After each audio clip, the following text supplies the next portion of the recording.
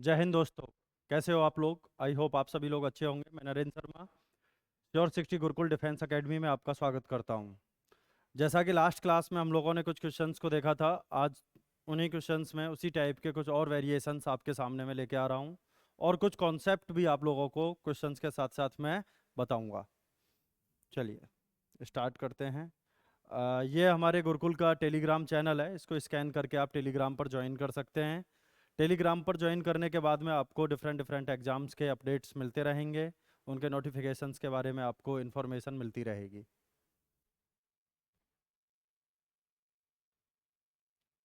देखिए अब यहाँ पे है ये क्वेश्चन आपका, what is the mass of a molecule of CH4।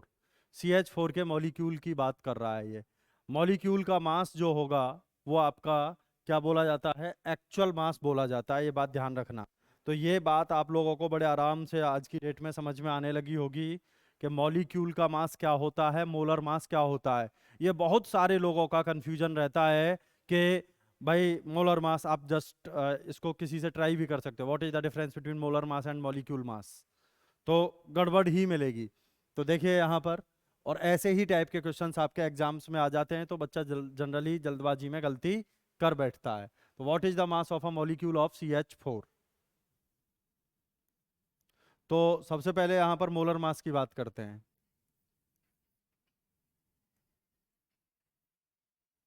Molar mass of CH4 कितना आएगा? 16 ग्राम। इसके बाद में मास ऑफ 1 मोल, क्योंकि देखो मोलर मास को हम लोग मास ऑफ 1 मोल भी बोल सकते हैं। Mass of 1 mole of CH4 is equal to 16 gram ही रहेगा। ठीक है। और 1 मोल को आप लोग 1Na लिख सकते हो। 1NaCH4 मॉलिक्यूल भी क्या रहेगा आपका? 16 ग्राम। जब ये मेथड आ जाएगा तो आप डायरेक्ट 16/Na करके भी कर सकते हो। अब मास ऑफ 1 मॉलिक्यूल ऑफ CH4 कितना आ जाएगा? 16/Na ग्राम। अब देखो यहाँ पर 16/Na को क्या बोलेंगे? 16/6.02 इंटू 10⁻23। ठीक है। अब ये देखिए यहाँ पर 6 दूनी,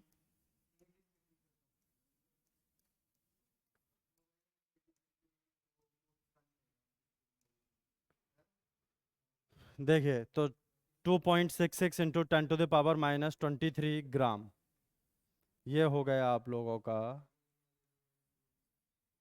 आंसर। ठीक है। तो अब देखिए यहाँ पर क्या करना है आपको। ये थर्ड वन आप लोगों का यहाँ पर हो गया इसका आंसर। क्लियर है? तो बड़ा सिंपल मेथड और सिंपल तरीके से आप लोगों को ये चीज़ यहाँ पर पता चल गई। नेक्स्ट देखिए, which of the following contains largest number of atoms. तो लार्जेस्ट नंबर ऑफ एटम्स की बात करते हैं, तो पहले यहाँ पर देखिए 4 ग्राम में मोल कितने आएंगे? यहाँ पर H2 से डिवाइड करोगे तो 2 मोल, और 2Na, और एटम्स कितने हो जाएंगे यहाँ पे? 4Na, क्योंकि एटोमिसिटी का मल्टीप्लाई हो जाएगा। तो यहाँ पे आप लोगों को पता चल रहा होगा, मैंने given mass divided by molar mass करके 2 मोल निकाल लिए, और मॉलिक्यूल निकालने के लिए Na का मल्टीप्लाई कर दिया, और एटोमिसिटी का मल्टीप्लाई किसके लिए कर दिया? नंबर ऑफ एटम्स कैलकुलेट करने के लिए। ठीक है। तो यहाँ पर 4Na आ गया। इसका देखिए कितना आएगा? 0.5Na, और एटम्स कितने आ जाएंगे? 1Na, क्योंकि यहाँ देख रहे हो आप लोग नंबर ऑफ मोल्स कितने आ जाएंगे? मोल आ जाएंगे यहाँ पर कितने? 0.5 मोल, यानी कि 16/32। ठीक है। यहाँ पर 1 मोल आ गया, 1 मोल, और 1 मोल के बाद ये कितना आ गया? 1Na, और ये कितना आ गया? 3Na। 3Na आ गया। 28, ये भी 1Na, 1 मोल, 1 Na मॉलिक्यूल और 1 Na के बाद 2 Na एटम्स। तो अब आप देख लो किस में सबसे ज़्यादा दिखाई दे रहे हैं आप लोगों को। ये अगर मेरे साथ साथ माइंड में आप घुमा के करोगे तो तुरंत तुरंत आंसर आते चले जाएंगे। तो यहाँ पर 4 ग्राम ऑफ H2, ये वही फॉर्मूला है, मोल मॉलिक्यूल एटम, मोल मॉलिक्यूल एटम, मोल मॉलिक्यूल एटम, मोल मॉलिक्यूल एटम। ठीक है, इलेक्ट्रॉन प्रोटॉन न्यूट्रॉन से बना एटम, एटम से मॉलिक्यूल, मॉलिक्यूल से मोल, मोल गिवन मास। तो वही फॉर्मूला आप लोगों को यहाँ पर माइंड में अपने में रखना है। अब देखिए, which of the following contains greatest number of oxygen atoms. अब जो स्टूडेंट कॉन्सेप्ट को अच्छे से समझ गया होगा, तो मैंने आपको क्या बताया था, सेम मास में किसी भी टाइप के होमो एटॉमिक मॉलिक्यूल के नंबर ऑफ एटम्स इक्वल ही होंगे। ठीक है, तो इसको सॉल्व कर लेते हैं, देख लेते हैं। देखिए क्या आएगा यहाँ पे।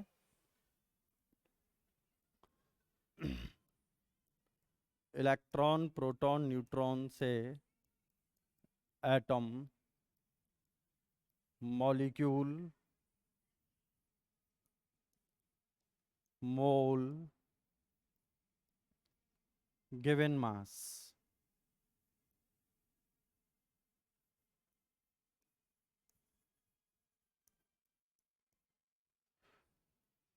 गिवन मास से मोल की अगर बात करो तो मोलर मास से डिवाइड होगा, और मोलर मास से अगर मॉलिक्यूल की बात करो तो Na से डिवाइड मल्टीप्लाई होगा, और एटम अगर कैलकुलेट करोगे तो एटोमिसिटी से मल्टीप्लाई हो जाएगा।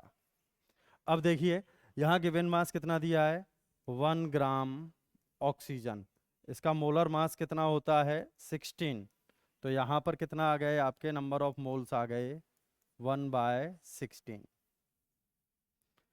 अब यहाँ देखिए मॉलिक्यूल्स कितने आ गए 1/16 इंटू Na, और एटोमिसिटी कितनी है इसकी, एटोमिसिटी कितनी है इसकी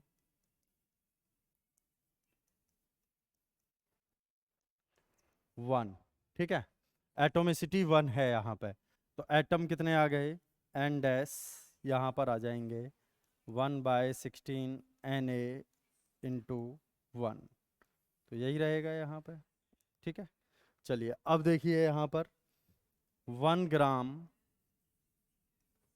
O2, molar mass 32, atomicity 2, atomicity 2। तो यहाँ पर कितना आ जाएगा 1/32, 1/32। एन कितना आ जाएगा 1/32 Na। मॉलिक्यूल डिफरेंट आते हैं लेकिन एटम सेम हो जाएंगे। एटोमिसिटी का मल्टीप्लाई होगा 1/32 Na इंटू 2। तो कितना आ गया 1/16 Na। ये भी इसके बराबर ही हो गया। ठीक है, अब O3 वाला देख लेते हैं एक बार।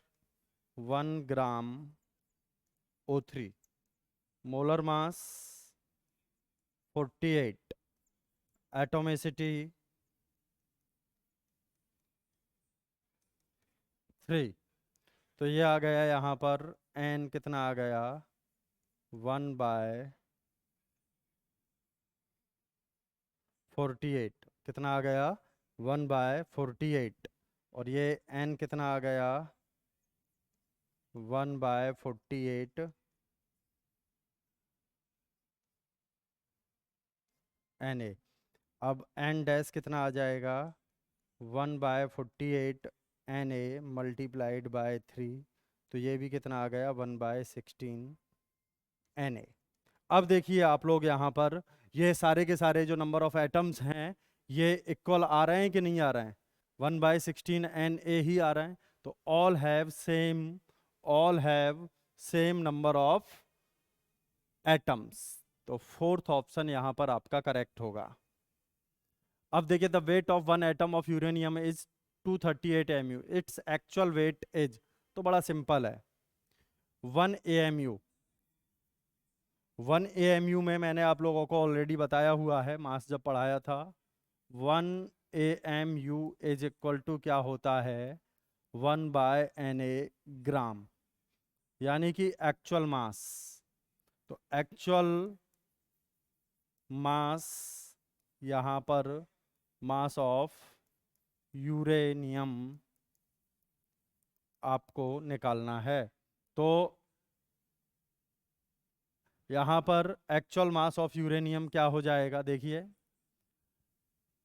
238 AMU है। तो 238 AMU को यहाँ पर Na से डिवाइड कर देंगे तो ग्राम में आंसर आ जाएगा।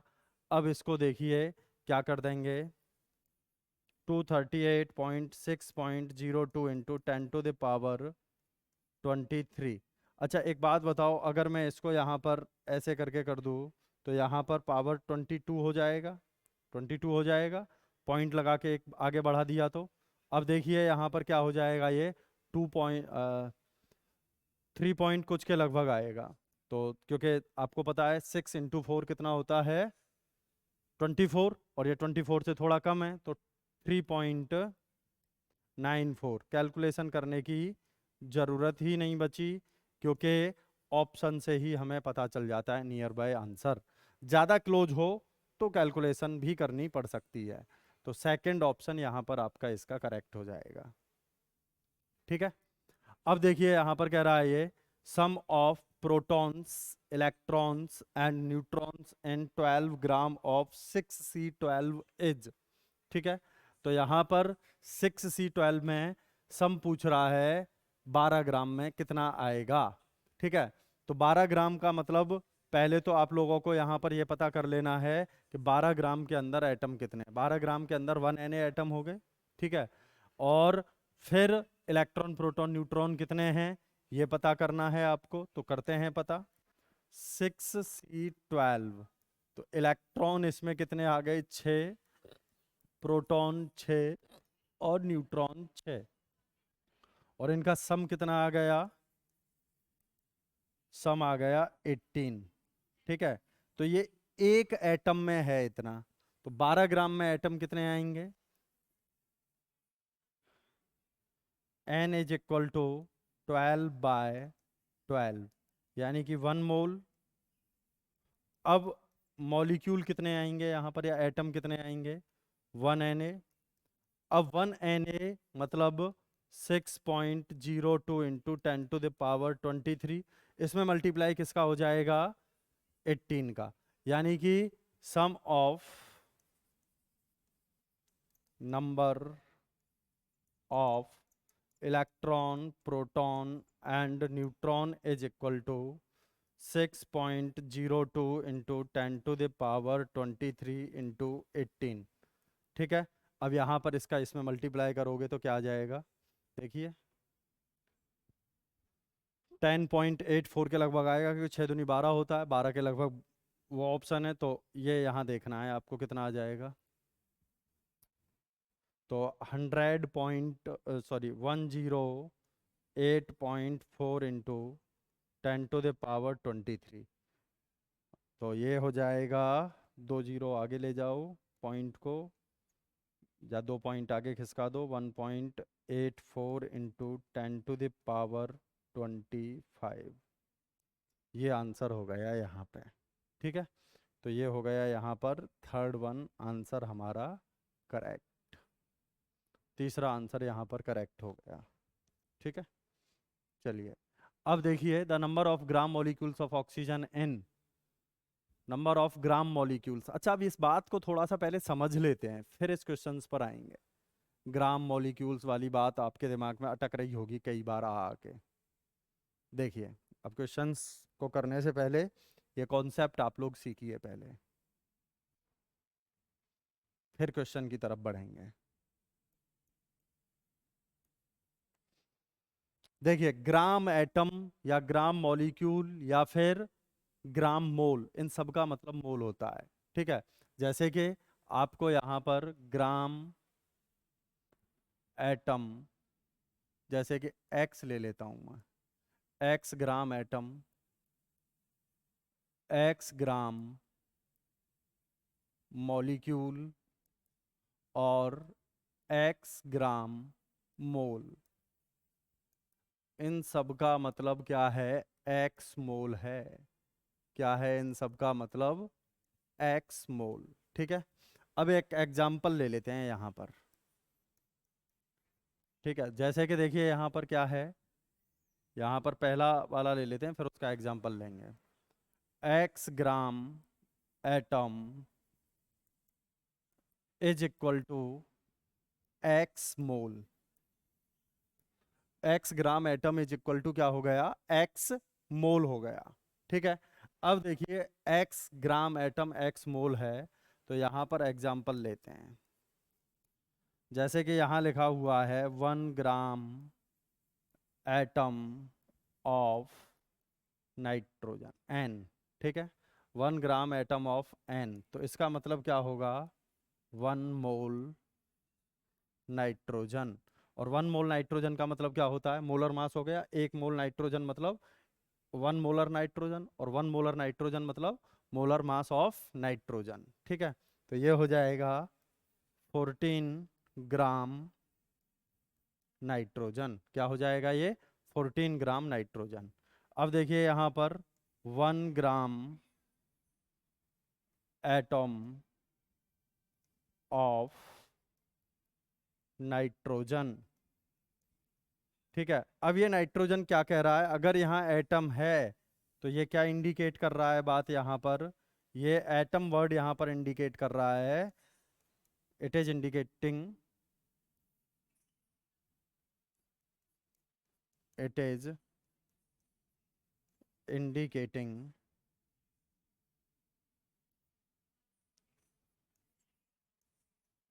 Indicating nitrogen is N. N मतलब नाइट्रोजन एटम। ठीक है, नाइट्रोजन एटम।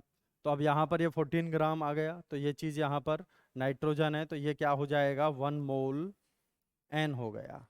अब 1 मोल एन का मतलब 14 ग्राम एन नाइट्रोजन। क्लियर हुआ? तो ग्राम एटम में इस तरीके से आप लोगों को उसको क्या मान लेना है? ग्राम एटम को मोल मान लेना है। अब और आगे देखते हैं। ठीक है, अब देखिए यहाँ पर ये क्या लिख रहा है? X gram molecule. यही है मोल की लैंग्वेज। अगर आप अच्छे से समझ जाओगे तो कभी डिफीट नहीं खाओगे। एक्स ग्राम मॉलिक्यूल, तो ये क्या है यहाँ पर?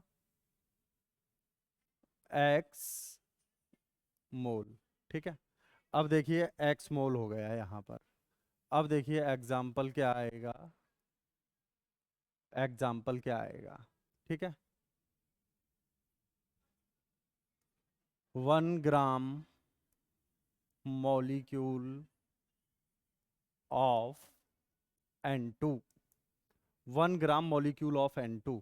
अब इस ग्राम मॉलिक्यूल का मतलब क्या हो गया? मोल।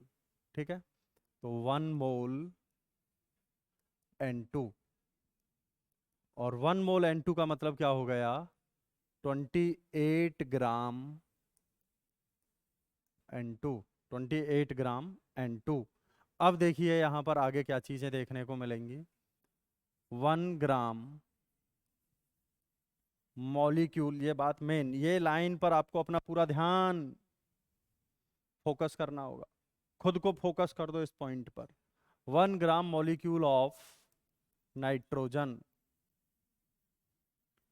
यहां पर ये मॉलिक्यूल वर्ड क्या इंडिकेट कर रहा है? It is it is indicating indicating nitrogen is the N2। ठीक है, क्योंकि ये मॉलिक्यूल है और नाइट्रोजन मॉलिक्यूलर फॉर्म में, फ्री फॉर्म में, N2 की फॉर्म में ज़्यादा स्टेबल रहता है। ठीक है, तो इसकी स्टेबल फॉर्म को लिखते हैं। तो यहाँ पर 1 मोल, अब ये नाइट्रोजन की जगह कहीं ऑक्सीजन हो सकता है, कहीं सल्फर हो सकता है, कुछ भी हो सकता है मतलब। तो वहाँ पे आप लोगों को ये चीज़ें इस तरीके से लेनी होंगी। अब यहाँ पर ये क्या है? 28 ग्राम N2। Clear? Is it clear और नॉट? कमेंट करके बताओ, ज़्यादा से ज़्यादा इसको शेयर करो, जिससे कि कॉन्सेप्ट और लोगों का भी अच्छे से क्लियर हो। चलिए, अब नेक्स्ट क्या था? एक्स ग्राम मोल। एक्स ग्राम मोल का मतलब यहाँ पर क्या आएगा? एक्स मोल। ठीक है, यहाँ पर भी बड़ा मज़ेदार चीज़ आप लोगों को देखने को अभी मिलेगी। ठीक है, एग्जाम्पल लेते हैं। 1 ग्राम मोल ऑफ एन है, तो यहाँ पर क्या हो जाएगा? 1 मोल एन। और 1 मोल एन क्या हो जाएगा? 40 ग्राम एन। ठीक है, अब देखिए यहाँ पर 1 ग्राम मोल ऑफ N2। N2, तो ये क्या होगा? 1 मोल N2, और ये हो जाएगा 28 ग्राम N2। ठीक है, अब यहाँ के बाद आपका अगर आ जाता है 1 ग्राम मोल ऑफ नाइट्रोजन, तो ये क्या आ जाएगा? 1 मोल ऑफ नाइट्रोजन। तो यहाँ पर हम कुछ नहीं लिख सकते, यानी कि ये मोल यहाँ पर क्या कह रहा है? It is the ambiguous statement. इससे हम कुछ भी पता नहीं लगा सकते कि ये क्या है क्या नहीं है। ठीक है, हम पता नहीं लगा सकते यहाँ पे। तो ये कॉन्सेप्ट अगर आपका क्लियर हुआ होगा तो आप अब जो क्वेश्चन था उसको अच्छे से कर सकते हो। ठीक है, तो यहाँ पूछ रहा था number of gram molecule of oxygen in 6.02 into 10⁻24 CO। तो ऑक्सीजन यहाँ पर क्या बन गया अब आप लोगों का? ऑक्सीजन का मतलब हो गया मॉलिक्यूल कह रहा है, तो ये O2 की बात कर रहा है। यानी कि इस मॉलिक्यूल वर्ड से हमें पता चला कि यहाँ पर जो ऑक्सीजन कह रहा है, ये ऑक्सीजन क्या है? O2 है। ऑक्सीजन क्या है यहाँ पर? O2 है। ठीक है, चलिए अब देखिए यहाँ पर क्या होगा। इस क्वेश्चन को सॉल्व करते हैं। तो यहाँ पर सबसे पहले आप लोगों को O2 के मोल निकालने हैं। तो 1 मोल CO के अंदर, पहले तो 1 मोल वाला स्टेटमेंट बाद में लिख लेंगे, पहले ये देख लेते हैं कि CO में कितने मॉलिक्यूल होंगे।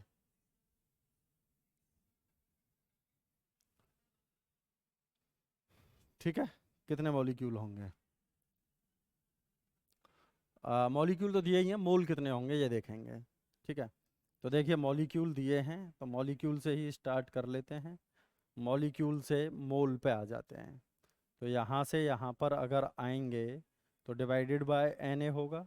तो n is equal to 6.02 into 10⁻24 divided by Na, मतलब 6.02 इंटू 10⁻23। ये कैंसिल, ये कैंसिल, 10 मोल आ गए। कितने आ गए? 10 मोल। अब देखिए यहाँ पर जो 10 मोल आए हैं, कितने मोल आए हैं? 10 मोल। अब 10 मोल में क्या होगा यहाँ पर, ये देखना है आपको। ठीक है, 1 मोल ऑफ CO कंटेन्स, क्या कंटेन्स करके रखता है ये? 1 mole carbon and 1 mole oxygen. अच्छा, 1 मोल यहाँ पर देखिए, 1 मोल O2 में 2 मोल ओके होंगे, और 1 मोल O में 1/2 मोल O2 के होंगे। तो ये बात यहाँ से क्लियर हो गई हमारी। तो अगर हमें यहाँ पर मोल पता चल जाए किसके? ऑक्सीजन के, तो 10 मोल में कितने आएंगे ये पता चल गए, तो उसके आधे हो जाएंगे यहाँ पर। 1 मोल में इतने हैं, तो 10 mole of CO contains 10 mole of CO contains 10 mole oxygen, 10 mole oxygen होंगे। 10 mole of CO contains 10 mole oxygen, ठीक है। तो number of moles of O2 कितने हो जाएंगे? 10/2, क्योंकि आपको पता है ना ऑक्सीजन के मोल के आधे होते हैं।